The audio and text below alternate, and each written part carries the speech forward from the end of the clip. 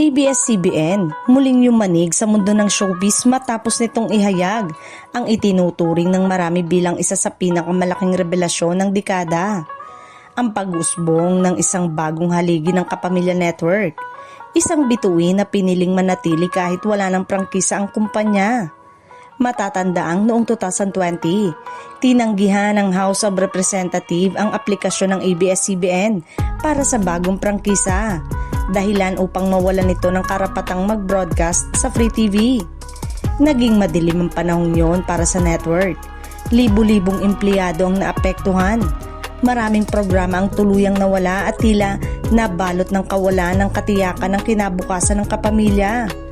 Ngunit sa gitna ng lahat ng ito, may isang personalidad na hindi umatras. Isang artistang hindi iniwan ng kapamilya kahit humina ang ilaw ng entablado at tumigil ang mga kamera. Matapos ang matagal na pananahimik, tuluyan ang ibinunyag ng ABS-CBN ang pangalan ng bagong haligi. Hindi nag-iisa si Catherine Bernardo sa paninindigang ito.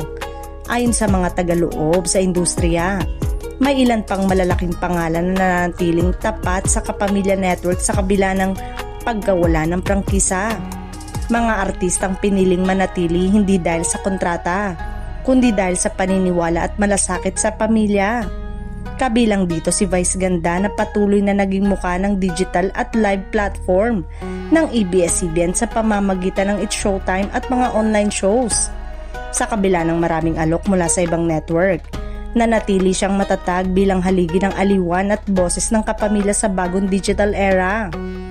Isa rin sa mga matibay na haligi si Coco Martin na hindi lamang nanatili kundi mas pinatibay pa ang presensya ng ABS-CBN sa pamamagitan ng FPJ Batang Quiapo, isang seryeng naging simbolo ng muling pagbangon ng network sa digital at cable platform. Kasama rin sa listahan ng mga nanatiling tapat sina Kim Chiu at Joshua Garcia na patuloy na naging aktibo sa mga proyekto ng kapamilya, pelikula, digital shows at streaming platform, sa kabila ng mas malalaking oportunidad sa labas ng network. Hindi rin matatawaran ang papel ng bagong henerasyon ng bituin gaya ng Bini na naging mukha ng bagong alo ng kapamilya sa music industry at love team na Don Bell na patuloy na sumisikat at piniling manatili sa ilalim ng Kapamilya banner. Sa kabuuan, malinaw na hindi lamang iisang pangalan ang bumubuo sa bagong pundasyon ng ABS-CBN. Hindi na ito usapin ng prangkisa kundi ng katapatan, paninindigan at paniniwala sa pamilyang minsan nagbigay sa kanila ng tahanan. At sa paglipas ng panahon, mas lalong pinatutunayan ng mga artistang ito na ang kapamilya spirit ay hindi nawawala. Nagbabago lamang ng anyo ngunit patuloy na lumalaban.